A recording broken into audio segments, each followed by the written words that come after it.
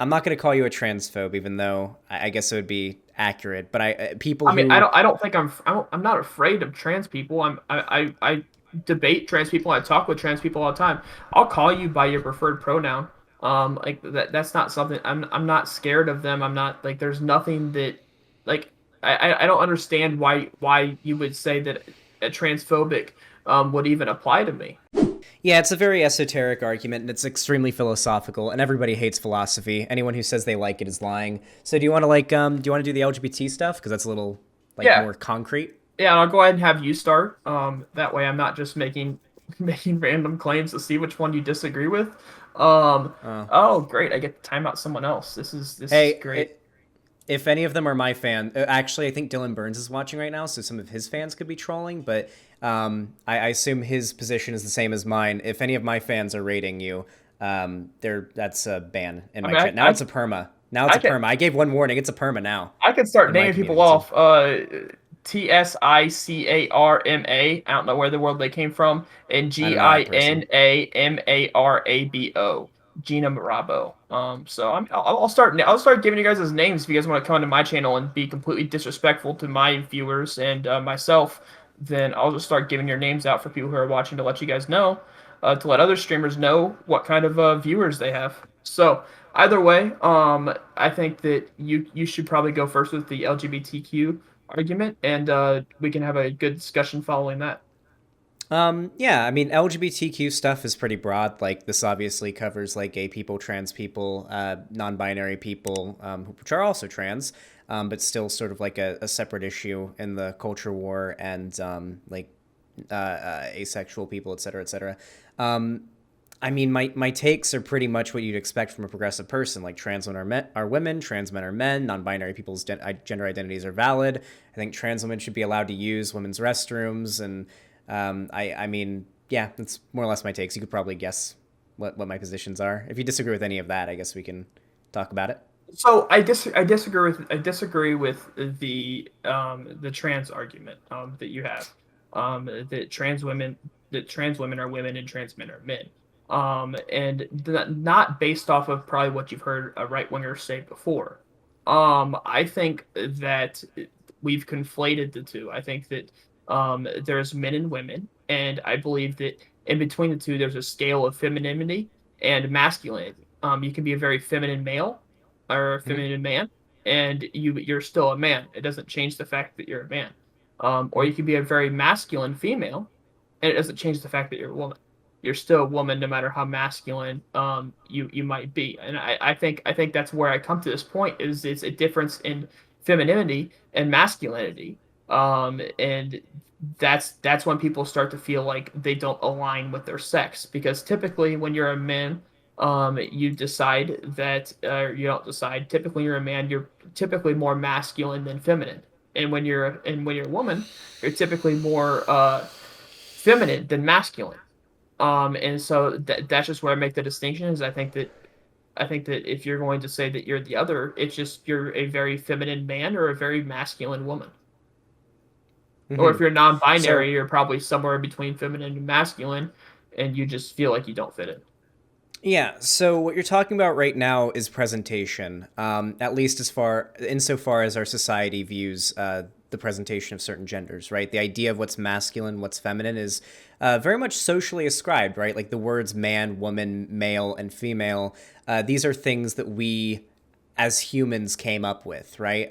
Because just based on our observations of how the world works, right? What you're talking about here is presentation. What we're talking about when it comes to trans stuff is gender identity. Not every trans woman is super feminine. Not every non-binary person is somewhere in the middle. There are non-binary people who present very feminine or very masculine. And there are trans men who maybe present more feminine, whether it be out of their own decision because that's how they feel more comfortable, or because that's just what they're into, right? Or they haven't been able to transition as fully as they want to, right? Um, so why do you think that a trans woman isn't a woman? Pickersis timed out. Oh, Pickersis is one of my fans. Hey, hey, that's a permaban. I'm sorry. You're a regular viewer. It's sad to see you go, but that's a permaban from my community. Sorry, I told you, no rating. Yeah. So what? I guess we'll start with woman. What is a woman to you? A woman is someone with XX chromosomes that was born with a biologically a vagina Hmm. and has estrogen. It has a large Hmm. amount of estrogen over testosterone, in which that would make a woman. Hmm. That that's my idea of a woman. I believe it's a synonym to female. Just What like is I a? believe man is a synonym to male. I don't separate the two. So you know that this isn't how the scientific community overall views sex and gender, right? I know I'm in the minority. Yes, Well, you're not in the minority. You're in stark opposition to that of the academic community. there are doctors and scientists that do agree with my positioning. They're just the minority in the scientific community. Yes. Every single time that I've debated somebody, I'm not going to call you a transphobe, even though I guess it would be accurate. But people I mean, who I don't think I'm not afraid of trans people. I debate trans people. I talk with trans people all the time. I'll call you by your preferred pronoun. Like that's not something I'm not scared of them. I'm not like there's nothing that like I don't understand why you would say that a transphobic would even apply to me. I just I can't comprehend that. Well, typically when we talk about like homophobia and transphobia, we're not talking about like fear with like the word phobia. Typically, it can root from some sort of fear, whether you realize it or not. But usually, it's just a term used to refer to people who discriminate in some way, shape, or form against like gay people or trans people. It doesn't mean you're literally. It's not like being an arachnophobe where you're scared of gay people like you're scared of spiders, right? No, so every time I've debated somebody who is, let's say, skeptical on the validity of trans people's identities, they'll bring up a variety of individual people, doctors, scientists, et cetera, et cetera, et cetera, who've had contrary beliefs to that of the overwhelming consensus of the scientific community. And when I look into these people, I always end up finding that they are disgraced or have been either someone will bring up a study done by a well-known scientist or psychologist or someone who's a medical professional and say, hey, look, this study disagrees with you. And then I'll look into it and I'll find statements from that person saying, no, the study doesn't disagree with the validity of trans people. It actually says this. And it's either been taken out of context. The person who is being cited has been disgraced from the scientific community to levels similar to the guy who founded the anti-vax movement. Or they've just have nothing to back themselves up. Like they're part of some other fringe area of psychology or some other science that's unrelated to what's being discussed, and they have some different opinion than the medical consensus. Right? The overwhelming consensus among scientists seems to be that trans people's identities are valid. That transitioning and going by these identities helps them in numerous ways, overwhelmingly, as opposed to denying their identity, shit talking them because of their identity, which is pretty common in a lot of right wing circles. I'm not saying you do that. I mean, I've seen you engage in cordial discussions with trans people and not like dead name them or misgender them or whatever. It seems like treating trans people as though their identities are valid and allowing them to transition has the best overall outcomes. And the data Okay. seems to show this very strongly. Okay. I mean, so do you think that trans people have gender dysphoria as defined within DSM-5? That trans people always have it? That trans people have some form of gender dysphoria as defined within DSM-5? Yeah, usually. Okay.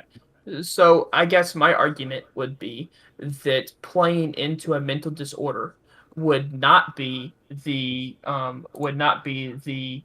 preferred way to go around um to treat a mental disorder, to suggest that someone who has a mental disorder, encourage them in what their mental disorder is telling them, would not be a way to help someone with their mental disorder, even though it may look like that. Yes. Even though it may appear as if telling this person that, hey, you're okay, just keep being you, right? Mm-hmm. Just keep being you. Um, I don't see that as helpful with a mental disorder, because you're almost playing into that mental disorder and you're almost encouraging the mental disorder. Okay, so do you believe that homosexuality is a mental disorder? No, that's about who you like in the bedroom. Yeah, it used to be considered a mental disorder, And I would scientifically. I Times would have changed. I would have disagreed with them back then. There's Eh, nothing there's nothing maybe there's not. no I mean from where I stand I would have disagreed with them back then. There's nothing biological and I've taken a hard stance on this within my own community because I'm a Christian that people think that I should be against homosexuals being married and I'm not against homosexuals being married whatsoever. I think they should be able to experience the same rights that straight people do inside of America. Just because they like the other gender in the bedroom, doesn't mean that they're any less human or that it's a mental disorder. Hmm. Okay, give me a second. So Buttered Poe, out you go. I don't recognize that person. I don't know if they're one of my fans.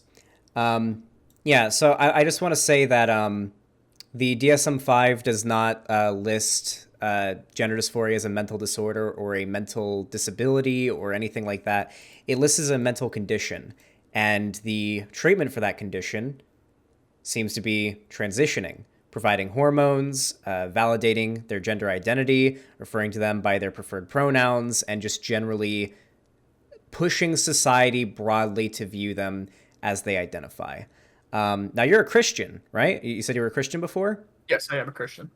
So you would agree that while, I mean, I guess I can sort of appeal to your more religious side, that while God granted humans free will, which is pretty unique, right? Um, at the same time, God says love everybody and accept them for who they are, as long as they're not like a bad person who's sinning, right? I Yeah, just and even if they are a sinner, you're supposed to forgive them, just as Jesus would, right? right. Yeah. And I like you've seen me talk with trans people. I have nothing against Hmm. trans people. I'll use their preferred pronouns. I'm not going to dead name them. I'll treat them with the utmost respect that they deserve.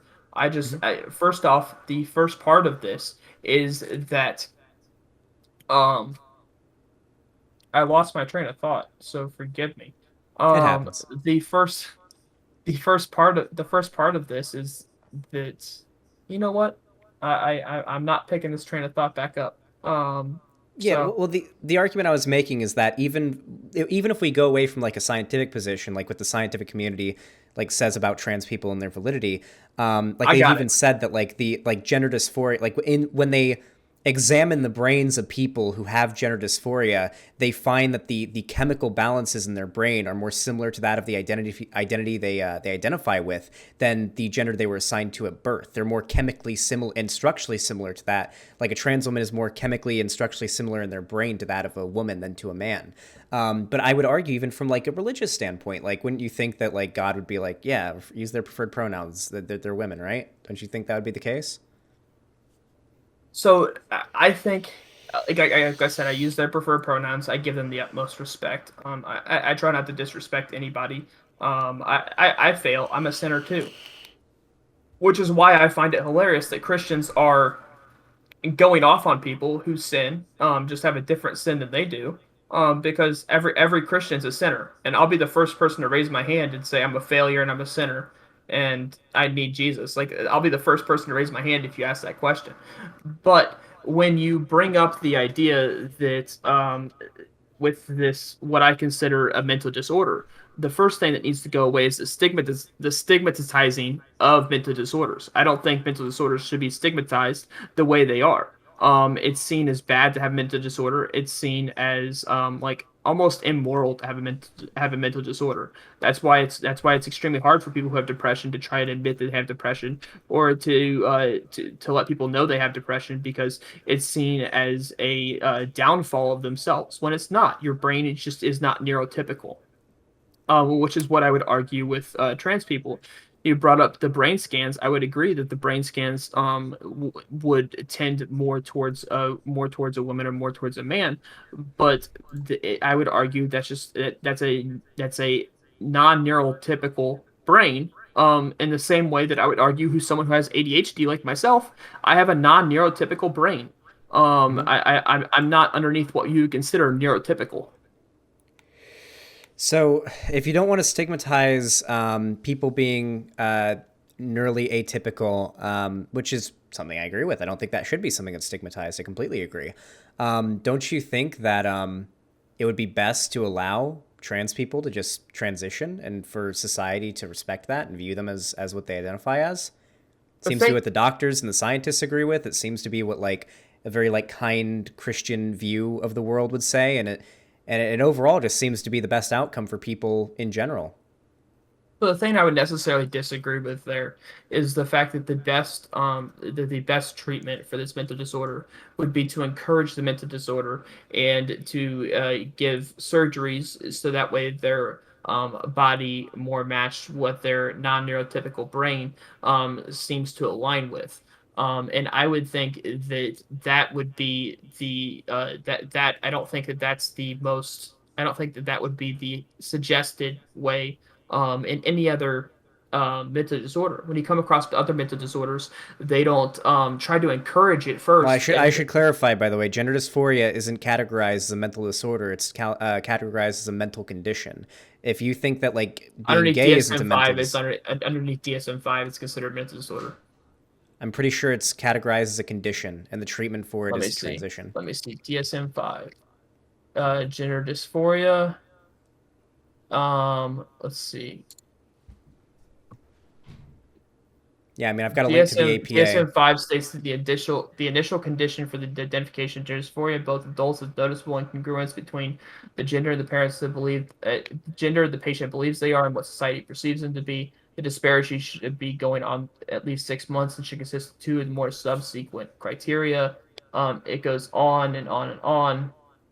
Yeah, I mean, I got a quick But bit from the from APA.org in their section about this. okay. It affirms the psychological consensus: trans people are valid. They've existed throughout history. It's not some new thing. They're absolutely the subject of discrimination, as we know, and that it is not a mental disorder. Gender dysphoria and being trans is not a mental disorder. Okay. So I typically stick with DSMs. I think Well, DSM the six. DSM-5 is kind of a guidebook. It is more of a guidebook, like to brush up on more than anything. The thing you want to keep like caught up on, because the day the DSM-5 was published, and the day the DSM-6 is published, it is already out of date. New changes are being made, new studies and whatnot are coming out constantly. Also, the APA, which is what I got the source from, wrote the DSM-5. They're the ones who made it. The DSM. They seem to agree that trans people are valid. They've existed throughout history, subject to discrimination, and that being trans is not a mental disorder. Okay, so per DSM-5, DSM-5 stands for Diagnostic and Statistical Manual of Mental Mm-hmm. Disorders. It's the fifth. Uh, it's the fifth revision of the book. It is written by the American I can't even read that. Physiatric Association, or psychiatric. I can't even talk. Psychiatric Association. Here, But the DSM-5 articulates explicitly that gender nonconformity is not in itself a mental disorder. The fifth edition also includes a separate gender dysphoria in children diagnosis, and for the first time allows the diagnosis to be given to individuals with disorders of sexual development, or DSD. Yeah, it's not viewed as a disorder. So if you want to talk about a mental disorder as in not being neurally typical. Most people aren't trans. Most people like you and me are born, like you and I were both born dudes, I would assume. And we're both pretty happy with that. I like being a guy, you like being a guy. And if you're trans, you're probably born different to that. Don't get me wrong, it's certainly different, but that doesn't mean that there's like something wrong. And if there is something wrong, it seems like scientists and doctors and everything overwhelmingly agree the solution to that is to be like, yeah, you're a man. Yeah, you're a woman. Here's hormones. Here's surgeries. We're gonna evaluate you and make sure that you're really down to do this, and we're gonna help you out. okay, and I can definitely see where you're coming from there. I still think that this would be a mental disorder, because it's someone whose brain is non-neurotypical, and so, but with that being said, what I've always said is that I've always wondered if the treatment for gender dysphoria could be found prior to something as evasive as what the treatment has been stated, right? So the APA stated that the treatment for gender dysphoria is transitioning, correct? Mm-hmm.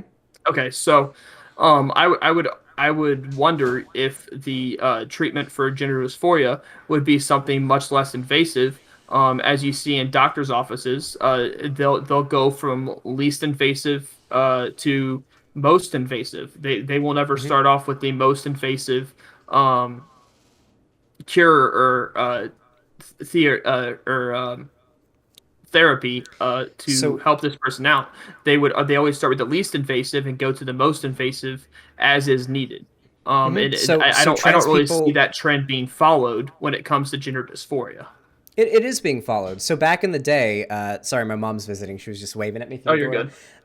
Yeah, so you're making the same argument that 30 or 40 years ago people made about gay people. The argument was that we shouldn't allow gay people to just act on their sexual perversion and their mental disability, and be gay. We should find out a way to fix it.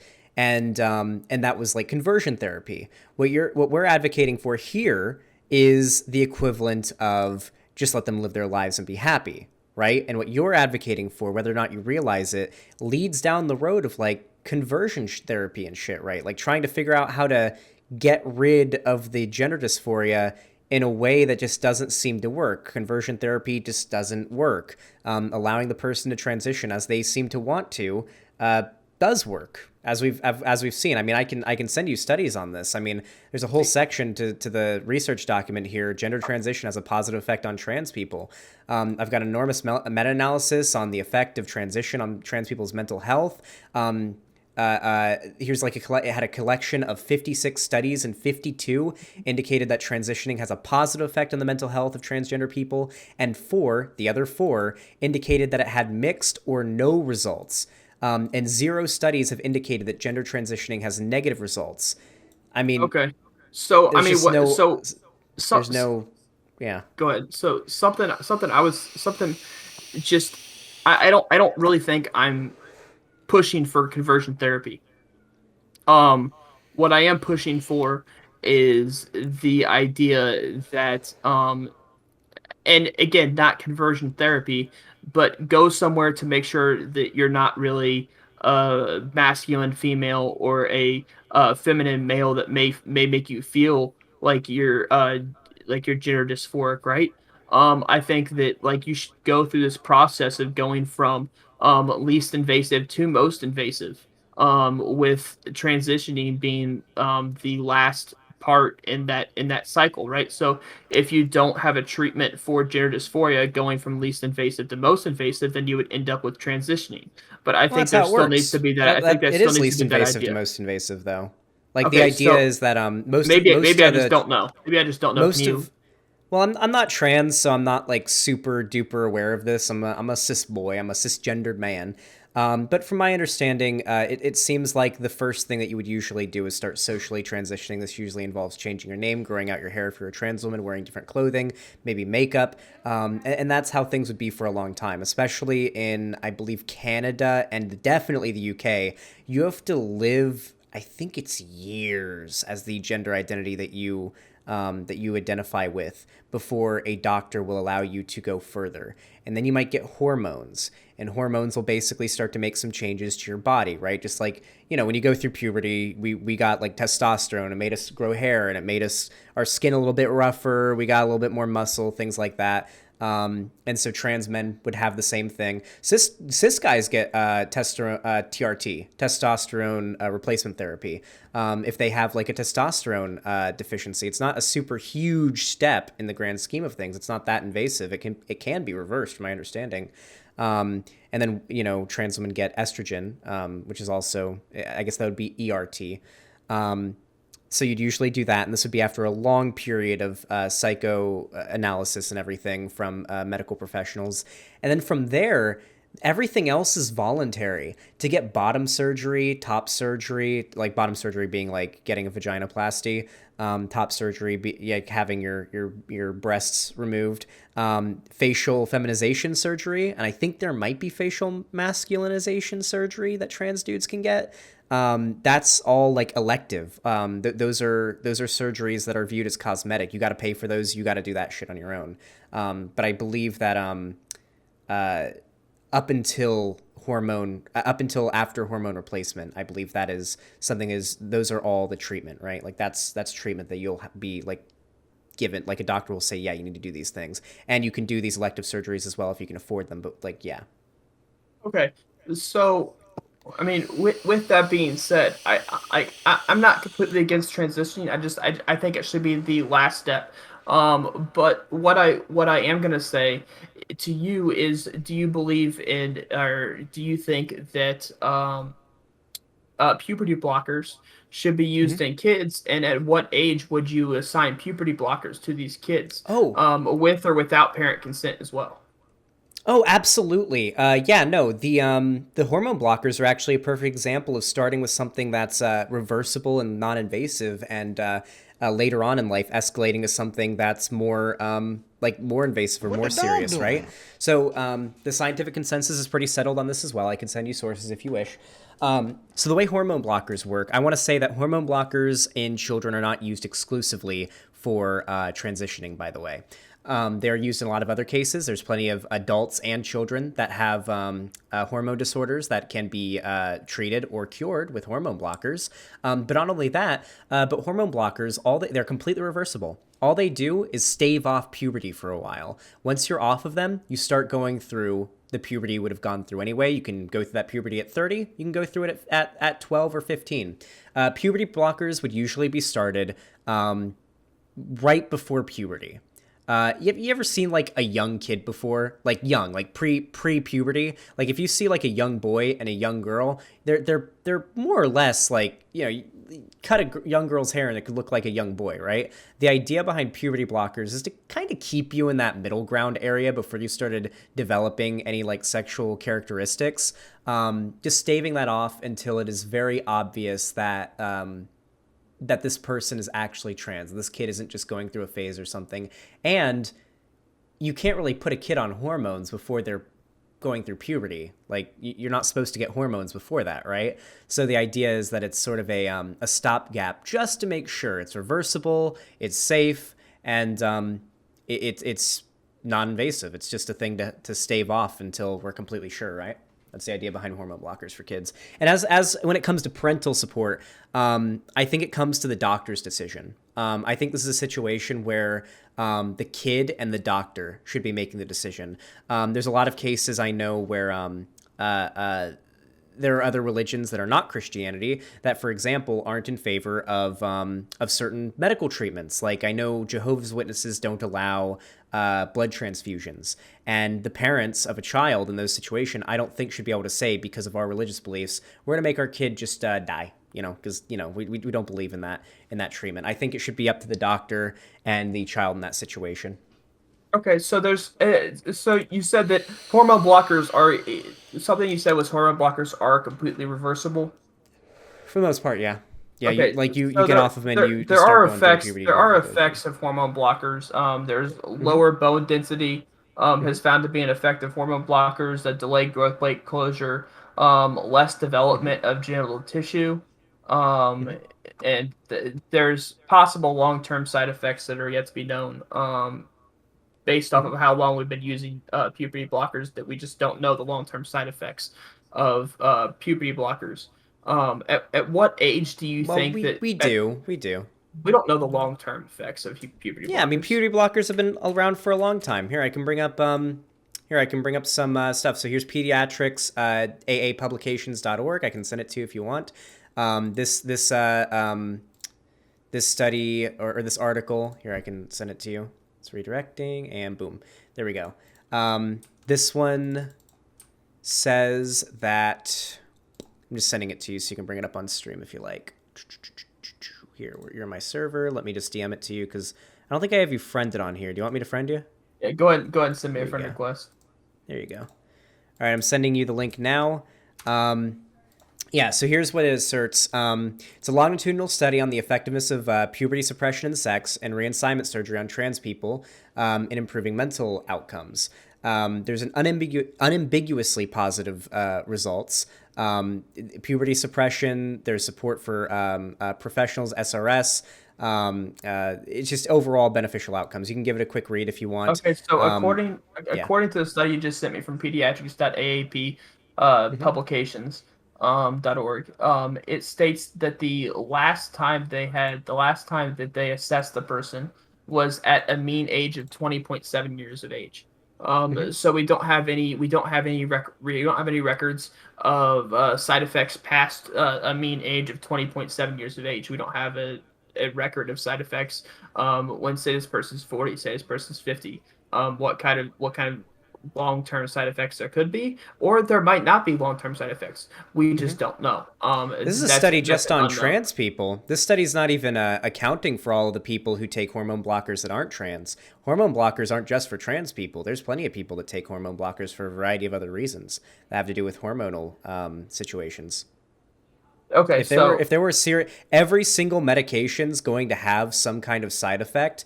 The argument is, do the side effects end up being worse than the positive effects, right? Like, are we willing to say, okay, well, like anytime do you take any medication? I try to stay off of it to be 100% honest. Like, not even melatonin or anything? No, I try to stay off of as much. Like the strongest medication I might take is ibuprofen. Okay, yeah, But well, I try to stay off even as that. much medic. It, if you have a bottle of ibuprofen, melatonin, just even the simplest medication around, you can look at it and you'll see they've got a big old list of side effects on there, and any of those things could happen. The reason these things are even on the market is because, well, because they seem not to have worse side effects than they do positive effects, right? Yeah. So I'm not trying to be a dick when I put sunglasses on. People just redeem my chat for me to put sunglasses on. Yeah, So if that I makes have sense. some. I have some Ray Bans here, like real Ray Bans, but they're all scratched up and dirty, so they give me a headache when I put them on. I gotta wash them. But yeah, I got sunglasses too. Sometimes I wear them. So, with that, I mean, I guess with that being said, what I'm for is, and if this is already happening, that's great. Is from least effective, I mean, least invasive to most invasive procedure, moving forward in the treatment of gender dysphoria, because I believe that someone who doesn't transition, at the very least, would have gender dysphoria. I Hmm. mean, would you agree that if someone who doesn't transition has gender dysphoria? Some well, like a like someone. Well, I mean, if they have gender dysphoria, then they have Mhm. gender dysphoria, right? It's like, do you think somebody Okay, who okay. doesn't? Let me rephrase it, I guess. Right. So, Yeah, would you recommend transitioning for someone who does not have gender dysphoria? who does not? Probably not. No, I mean, so there's another argument that's sort of more not scientific, but more so sociological, that argues that gender is a social construct, which I do agree with. And that argument sort of leads to the idea that if you feel more comfortable identifying as another gender or as non-binary, et cetera, et cetera, et cetera, and you don't have any diagnosed gender dysphoria, but it's just what makes you feel comfortable, then yeah, fuck it, go ahead, right? Like the most of the things that we associate with men and women in society and how you present are socially constructed, right? There's a reason. There's no genetic reason or biological reason why men wear suits to funerals and weddings and why women wear dresses. These are all things that are just sort of expected of you. I'm a big fan of freedom. I mean, I think I've made that pretty clear. I think that if that's something that makes them happy, sure. But in regards to trans people who have gender dysphoria, that's a little bit more serious because we found that there is a mental condition, not disorder, by the way, condition, called gender dysphoria that, left untreated by transition, overwhelmingly leads to suicide, depression, and just overall misery. Okay. And transitioning seems to result in much more positive outcomes. Would you call ADHD condition, or would you call that a disorder? Well, I'm not a doctor, and I don't know much about ADHD besides like I think my teachers said that they wanted to get me on ADHD medication when I Mhm. was in school. My mom wouldn't let them put me on it, so I think I have it. I think I was diagnosed with it, but I was very young, so I don't remember. But I'm pretty sure ADHD is what's it classified as? What do the scientists think it is? Actually, I don't know. That's why I was asking you. This wasn't like one of those like gotcha moments. I was just curious if you would consider ADHD to be a condition or a disorder. Would I consider ADHD to be a condition or a disorder? I'd say it's probably a condition. I think a disorder is something that needs to that has some effect. Here, we can look up the difference between disorder and condition. Okay, Hold on, let's look that up. ADHD, disorder or condition. I'm curious why they classify it that way. A It's in the disorder is name. a Oh, it's a disruption disorder. to It's in the regular. name. Wait, the Oh, acronym has disorder at the end. It is a disorder.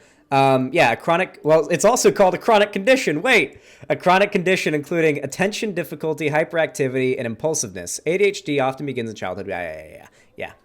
Okay, so what's the meme? What was the reason you brought it up? so I was just asking, because if you were gonna say that ADHD was a condition and have like sources to say that ADHD was a condition, I've consistently called ADHD a mental disorder. So I may have just been using the wrong terms when I say mental disorder, mental condition. I've just always referred to these things as mental disorders.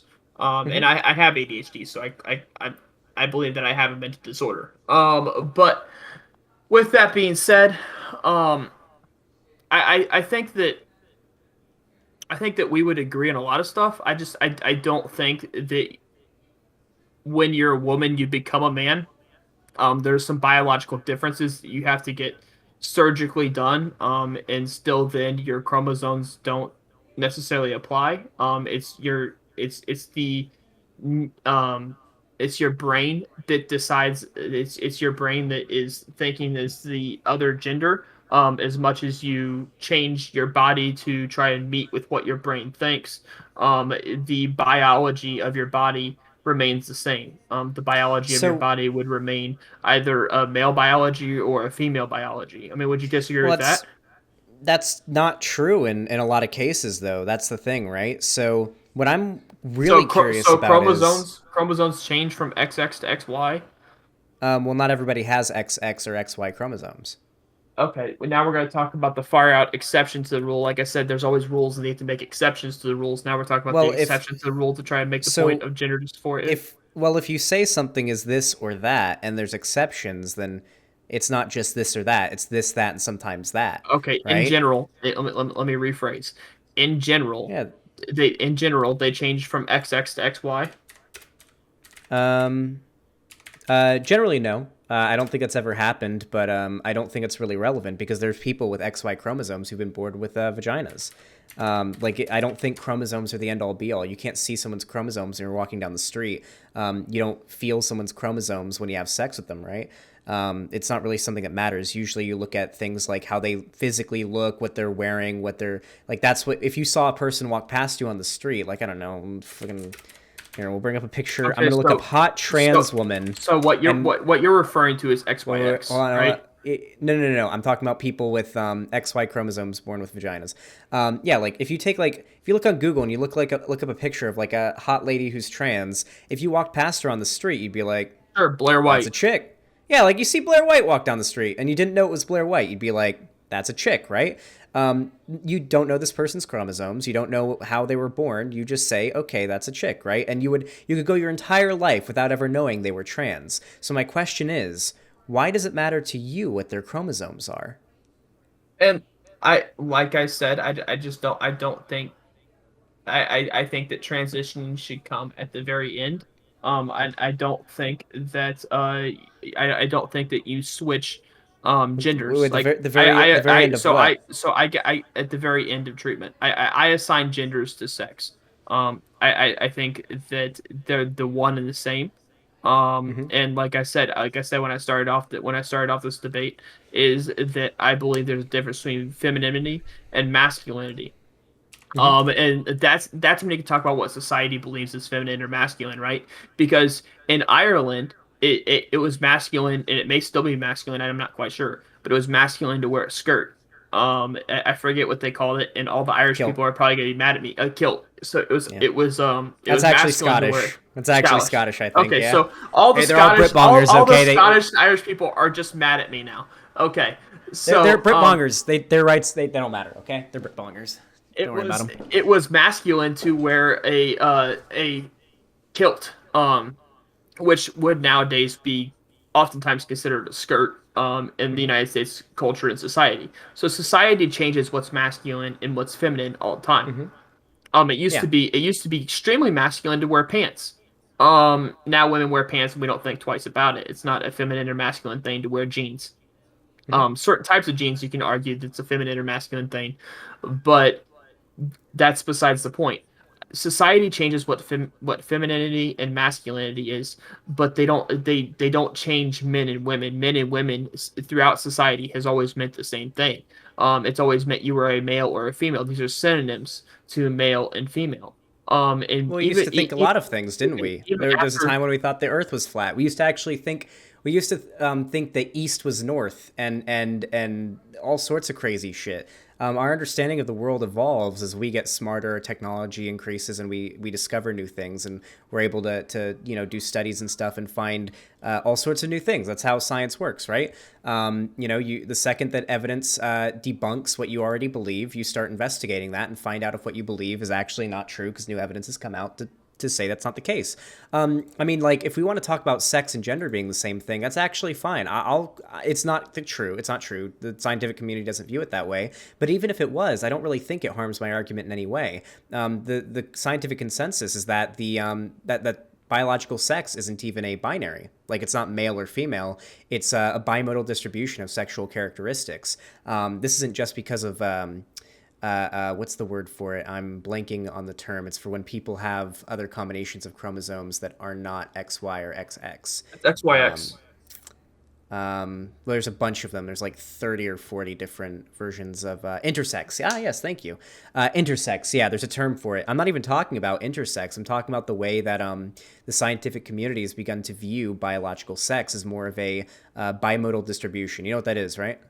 Go ahead and tell me just in case just in case Yeah. I'm thinking something else. That way we have a definition to go off of.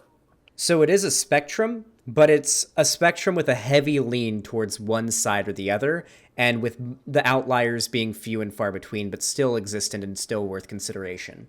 So a bimodal distribution. Our view of sex now. Ah, fuck. How can I visualize it? Imagine a graph and you've got one big bump on one side, then a dip and another big bump on the other side.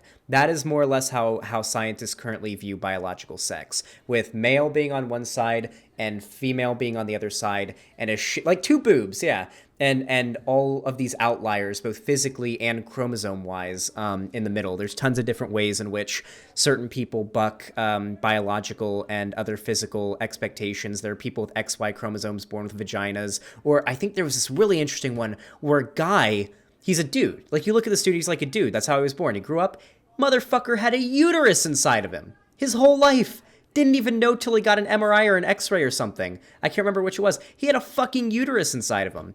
And I know these are outliers and these are extremely uncommon, but if you build your entire worldview around the idea that there's this or that and outliers exist, you have to amend your worldview to account for those outliers. Even if you think they're a mistake, they still exist.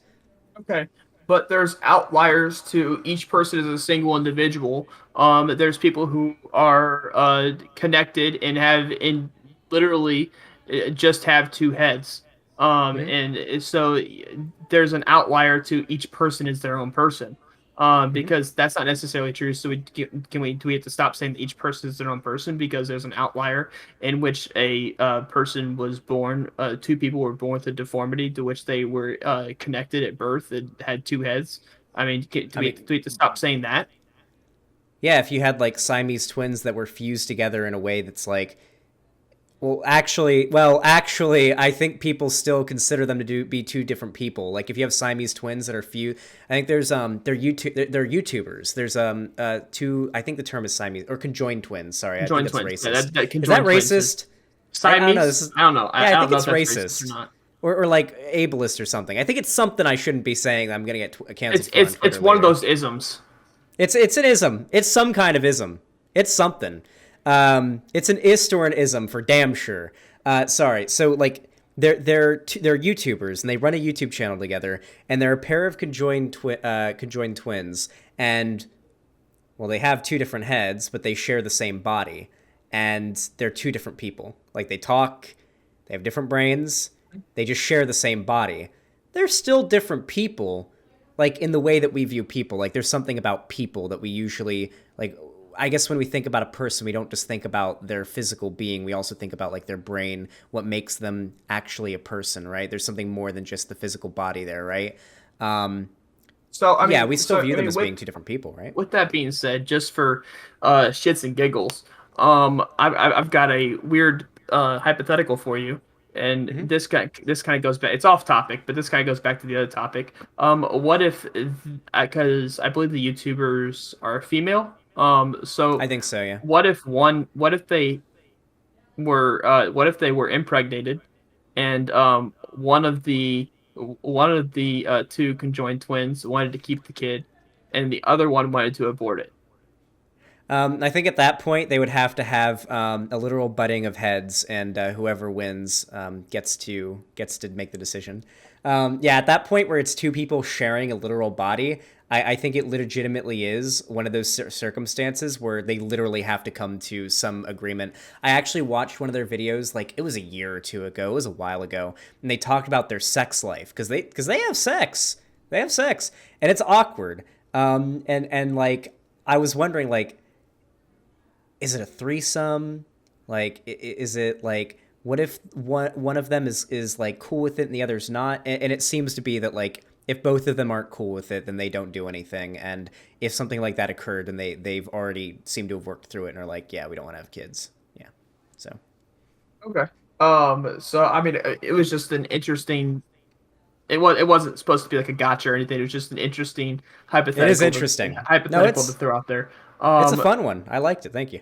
So I mean, I guess where we're coming from, and this is where I've ended up with most people on this topic, is that the way I see masculinity and the way I see femininity, it seems to be the way you see man and women. Um, Does that seem like a fair correlation with your point of view? Well, so I'm not married to any individual ideology. I've gotten like a couple years ago, I didn't agree with any of the shit I've been saying here. The only reason why I'm saying what I'm saying now is because I've done a lot of research on these topics Mhm. and data seems to reflect that this is the case. That's why I'm advocating for, right?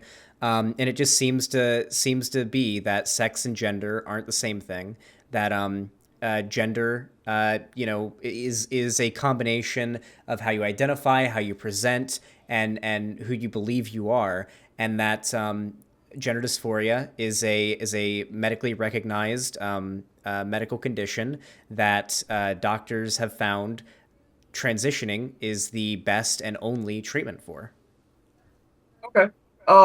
And I would argue it's not the only treatment. I think that some people, after talking to a therapist, realize that they're just a masculine female and it's okay to be a masculine female. I believe that there's some percentage Well, of the they wouldn't have gender population. dysphoria though. Okay, That's not.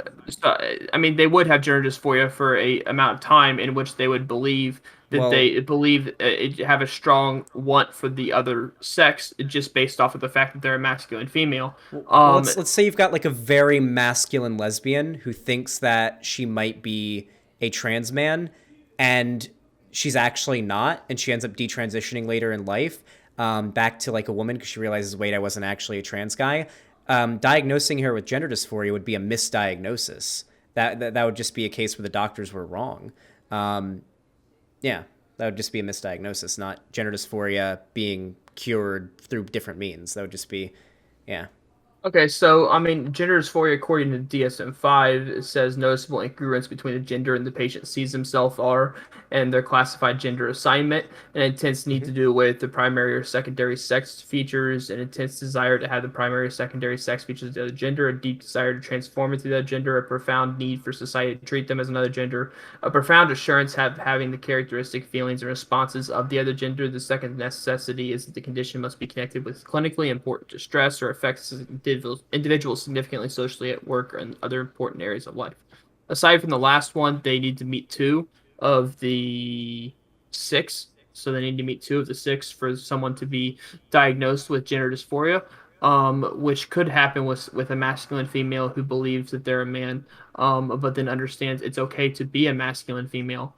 And so my argument is that there's some population out there, however it may be small, that Mm-hmm. would agree that they're a masculine female and would say, yeah, I'm not a man, I'm just a masculine female, and it's okay to do that in society, right? Yeah, so detransitioners do exist, and they tend to be very old. I've done multiple videos talking about detransitioners, and we've watched, like, there was a Russia Today documentary about detransitioners. They tend to be very old because they had their gender dysphoria diagnoses and started transitioning long time ago, like 30, 40 years ago, back before our understanding of gender and gender dysphoria was as strong as it is today. And there's a difference between you must have two of these six things to be diagnosed with gender dysphoria.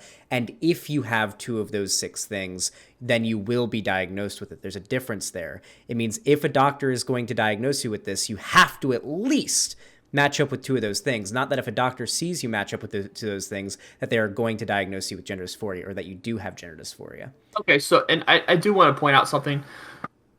Me pointing out the minority doesn't invalidate the majority. So me saying that the minority of people that might understand it's okay to be a masculine female doesn't necessarily invalidate the majority. But what I am saying is that to take these steps in order I see as necessary. And what I see is that the way I guess the way you were defining gender is the way I define masculinity and femininity. Mm-hmm. And that seems to be our fundamental disagreement, which isn't even really a disagreement. It's just using different words, I guess, for that. And I mean, I would definitely be up to having a longer discussion in which you show me like a bunch of studies, maybe just a one-on-one where we actually talk through this. Unfortunately, I don't think we have enough time, Yeah, nor enough for the viewers to actually stay around for us to just like dig through studies to take a look at this. But that's where I see our fundamental disagreement here is that the way I see masculinity and femininity is the way you see man and woman. When I'm attaching man to male and I'm attaching woman to female, in the large majority of cases when we're not talking about intersex individuals. yeah. Um, I just because I'm really curious, like personally curious in what your opinion on this is. So I find that a lot of people who are iffy on like the validity of trans people's identities, um, they there seems to be a sort of irrational feeling. And this isn't an insult because I mean everybody experiences this to some degree. I think like sort of an irrational feeling about what makes a man and a woman, right? And it tends to come down to sort of a intangible essence, right? So if you took a guy and then put him into a machine that transformed every molecule into his body to that of a woman, just a very attractive woman. And they came out of this and they were completely like vagina, uterus, fallopian tubes, boobs, everything, right? Would you view them as a woman? Um, uh, I believe you'd be playing God at that point. Oh yeah, you'd But be playing God a bit, but but you know, yes, like you there's would. yes, but we're already at that point, kind of. I believe we're at a point, and I could be incorrect with this, but I believe we're at a point in which doctors can actually mess with genetics of a infant, or not an infant, of a baby in the womb, and be able to like assign certain features to that baby, where they can like assign whether or not this baby would be a male or a female, or have blonde hair or brown hair. It's extremely difficult science that I haven't really been able to dig into, but from my understanding from what I've read is that it's extremely expensive, but doctors would be able to define certain traits of people like that. Okay, the reason why I brought up that hypothetical is because I've been stuck on it for a while, and I think it is a, I think a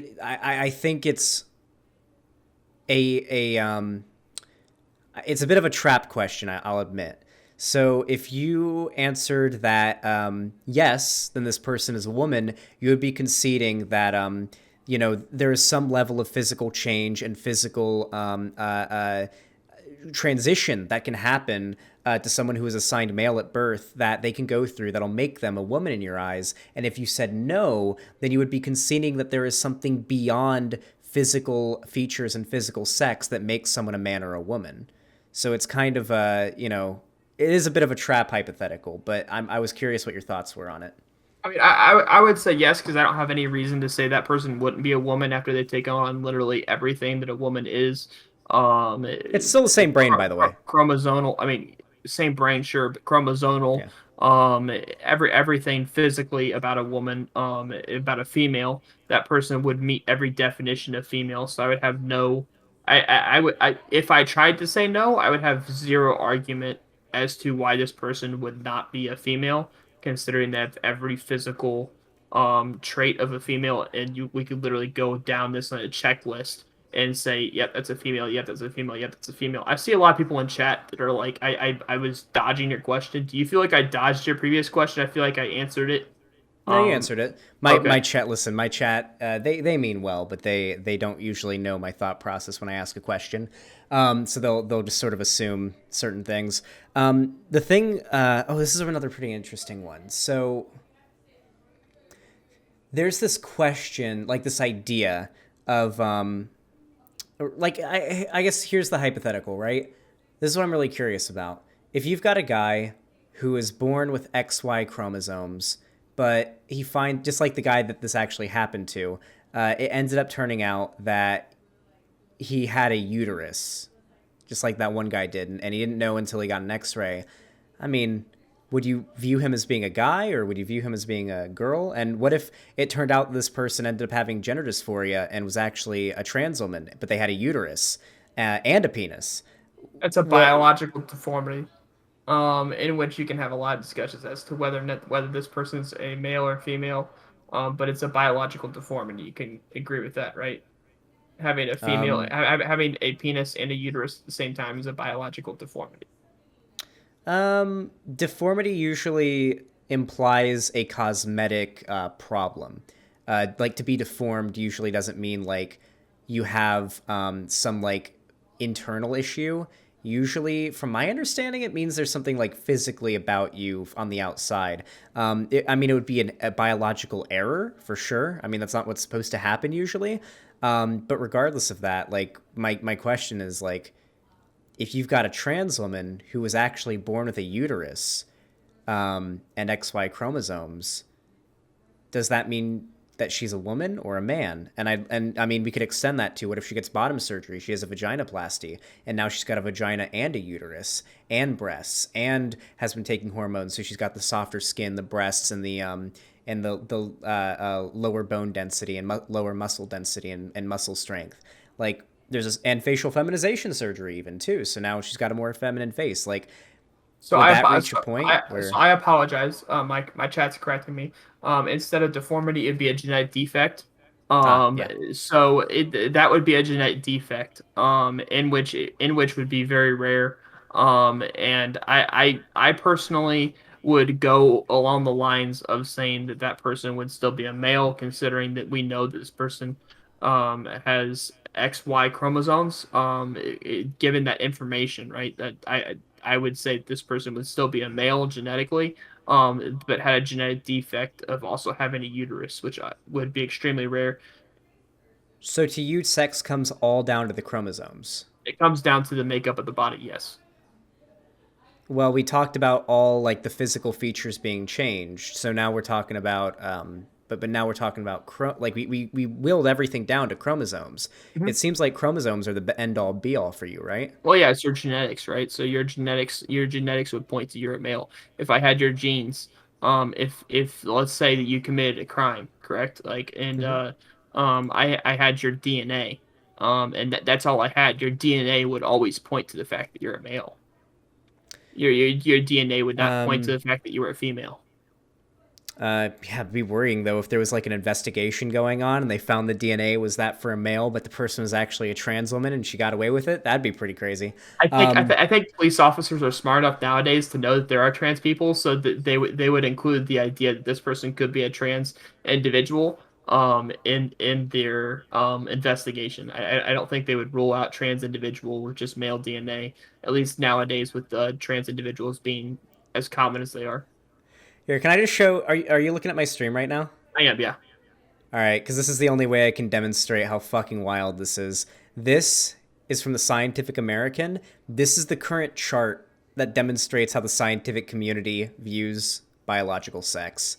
You can, like, I've stared at it for an hour once while high, and I just looked over it and I was like, wow, I feel that like I'm high is just too looking at it. fucking complicated. Yeah, it's very, very in depth. There are so many aspects here. So obviously we've got the chromosomes, like at the very top.